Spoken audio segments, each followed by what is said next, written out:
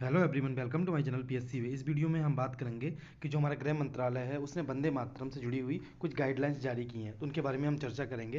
तो इसमें बताया गया है कि उन्होंने जो गाइडलाइंस जारी की है कि जो सरकारी हमारे कार्यालय हैं, स्कूल वगैरह है, उसमें राष्ट्रगान से ठीक पहले हमारे जो राष्ट्रगीत है वंदे मातरम उसका गायन किया जाएगा। और उनने जो गाइडलाइंस निकाली हैं वो 28 जनवरी को जो आदेश जारी किए थे उससे जुड़ी हुई, उससे संबंधित हमारी ये गाइडलाइंस निकाली गई हैं। इसमें ये बताया गया है कि पहले हम क्या है, 6 पंक्तियाँ हुआ करती थी हमारे जो वंदे मातरम है उसमें, लेकिन पहले केवल 2 ही पंक्तियाँ गाई जाती थी। अब उन्होंने कहा है कि 6 की 6 जो पंक्तियाँ हैं अब आपको उन्हें गाना अनिवार्य है। अब इससे जुड़े हुए निर्देश क्या दिए हैं कि जब भी इसका गायन किया जाएगा तो राष्ट्रगान से पहले राष्ट्रगीत का गायन, मतलब जनगण मन से पहले वंदे मातरम का गायन किया जाएगा। उसके लिए समय निर्धारित कितना किया गया है, 3 मिनट 10 सेकंड में वंदे मातरम यानी राष्ट्रगीत गाया जाएगा और राष्ट्रगान जनगण मन 52 सेकंड में गाया जाना चाहिए। उसके बाद में से खड़े होने से संबंधित छूट क्या है, छूट भी प्रदान की गई है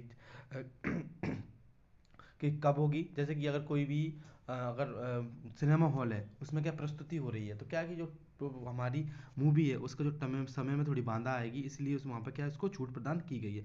मुद्रा कैसी होना चाहिए, तो अगर आप खड़े हुए हो तो सावधान की मुद्रा में होना चाहिए और इसके प्रिंट निकलवा कर बांटे भी जा सकते हैं, तो आप उसको पढ़ भी सकते हैं। साथ में नहीं गाया गया तो क्या होगा, कुछ नहीं होगा। अभी कुछ इसमें बताया गया कोई कानूनी प्रावधान नहीं है कि जिससे आपको दंड दिया जा सके, तो ऐसी बातें इसमें लिखी गई हैं। स्कूलों में कब गाया जाएगा, जब सामूहिक गायन होता है तो इसमें इसको गाया जाना चाहिए। क्यों गाया जाना चाहिए कि बच्चों में इसके प्रति आदर की भावना और इसके प्रति सम्मान विकसित करने के लिए। इससे जुड़ा हुआ इतिहास क्या रहा है, 1870 के दशक में जो हमारे बंकिम चंद्र चट्टोपाध्याय जी थे और उनका उपन्यास था आनंद मठ, उससे यह लिया गया था। और इसको जो प्रारंभिक धुन दी थी तो वो रविन्द्रनाथ टैगोर ने जी ने दी थी। और वर्तमान में जो धुन है वो यदुनाथ जो हमारे भट्टाचार्य जी हैं उनके द्वारा दी गई थी। इससे जुड़ी और भी चीज़ें क्या है, जब 1950 में 24 जनवरी को इसे हमारे राष्ट्रगीत के रूप में स्वीकार कर लिया गया था और हमारे जो उस समय पर तत्कालीन सभा के सभापति थे डॉक्टर राजेंद्र प्रसाद, उनके द्वारा यह कहा गया था इसे भी हमारे राष्ट्रगान के समान ही सम्मान प्रदान किया जाएगा। और उसके बाद में क्या था, 1905 में जब बंगाल विभाजन हो रहा था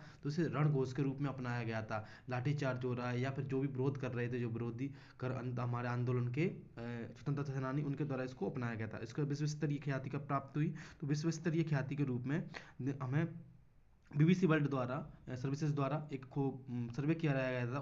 उन्होंने बताया था कि यह वर्ल्ड में दूसरे नंबर का सबसे लोकप्रिय गायन है, तो उसके बारे में बताया गया था, यह लोकप्रिय गीत है। साथ में 1907 में जब मैडम भीकाजी कामा ने जर्मनी में झंडा फहराया था तो उन्होंने भी इस पे अपने झंडे पर वंदे मातरम लिखा था। इसी के साथ में हम बात करें तो अगर आपको ये वीडियो अच्छी लगी हो तो वीडियो को लाइक करें, चैनल को सब्सक्राइब करें और अपने दोस्तों के साथ शेयर करें। Thank you so much.